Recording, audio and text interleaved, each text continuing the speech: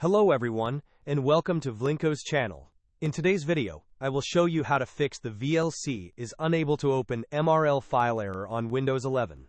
And now let's get started.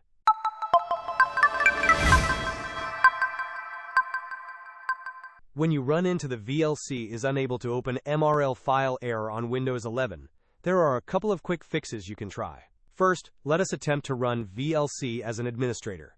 Go to your Windows search bar and type VLC. Once VLC appears in the search results, click on the small down arrow next to it.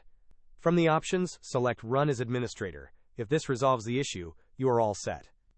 However, if running as administrator does not fix the problem, the next best step is to completely reinstall VLC. Again, use the Windows search bar and type VLC. Click on the down arrow next to the VLC application in the search results, and then choose Uninstall. Follow the prompts to uninstall VLC from your system.